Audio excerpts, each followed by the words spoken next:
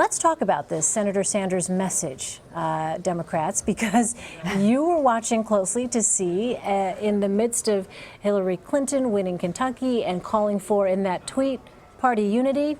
Didn't sound like there was a taking of the olive branch there from Senator Sanders, Bernard. Not quite yet. Yeah. The one thing that I did like about Senator Sanders' speech, he was actually very clear. He said, we're going to fight until the last ballot is cast. He did not say we're going to go all the way to the convention. He didn't say we're going to take this to Philadelphia. The last ballot will be cast in California and Jersey on June 7th. I think he basically has signaled that the fight is going to be over then.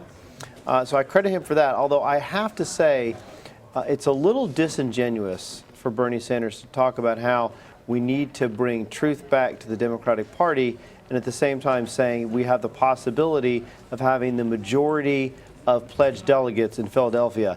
I mean, there's a possibility that lightning may strike us dead right here, right now, God forbid, but it's probably not going to happen. So I think it's a little disingenuous for him to still be carrying that tune this late in the game when really it is mathematically impossible unless he gets about 90% of the vote. Yeah, Linda, what do you take away from his message tonight? Because that was something that as soon as he said that, I see immediately in my political Twitter feed here sort of exploded with how does, in what world essentially does that math work? People questioning his statement. But, this is not a candidate that is showing any signs of backing down. And yet, as Bernard points out, we heard a little bit of the tweaking of that language about taking the fight to the last ballot. Yeah, and he also said this is the beginning of the final push to California, not the final push to Philadelphia, the final push to California. Now, granted, he was speaking to a crowd of Californians, and so part of that might just be kind of knowing your audience and speaking to who's in the room. But, we know that all he needs and all he cares about right now is being able to log some wins, and he has done that. That's where the bar is for him. He just has to say, look, I can win.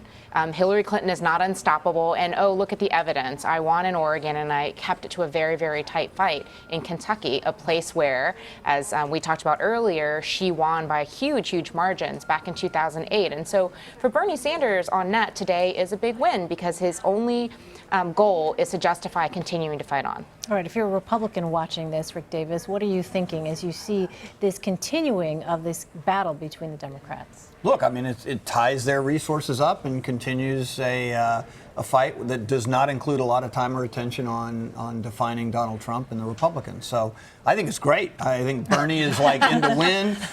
He's making up numbers as if, it meant something. I think what Bernard said is 100% true. He has no chance to be the nominee, and he's lying about the fact that he can actually get enough pledged delegates. In fact, when you take out the 50 or so superdelegates that he has, he actually loses pace to Hillary Clinton in his delegate total. So he's just sort of on this fantasy trip, and he's in the perfect location for it.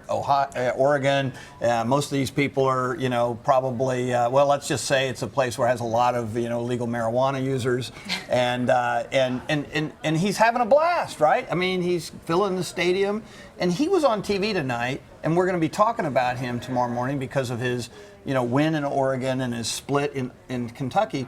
And where's Hillary Clinton tonight? Hillary Clinton is, huddled around her strategist saying, gee, it's not so bad that we keep losing, right?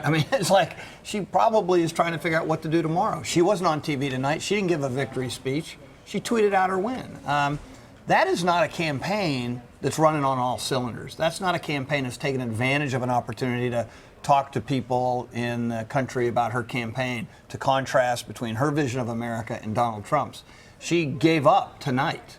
And when you're running a campaign, you literally have a calendar and you put W's in each day that you thought you won that day, and you put L's in each day that you thought you lost that day. And if you're practical about it, you hope to have more W's than L's to get through a campaign cycle. Today was an L for her. She has to look at tonight's coverage and the outcomes and say, you know what? Bernie won tonight, I didn't win.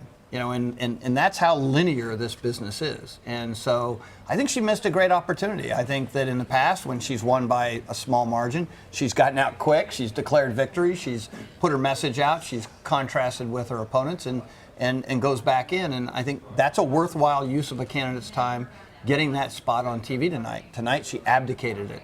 to Bernie Sanders. Big mistake. You would have advised her to go and appear before the cameras. Absolutely. I mean, anytime someone gives you free TV time, you know, and you get to actually talk about your victory in Kentucky, I'd have been in prime time, 9 o'clock, declaring victory before the last poll was taken. I mean, why not? She thought it was going to wind up being that way anyway. It's exactly what she did in Iowa to start out the campaign. Why not do it now? All right, well, it was a close one in Kentucky.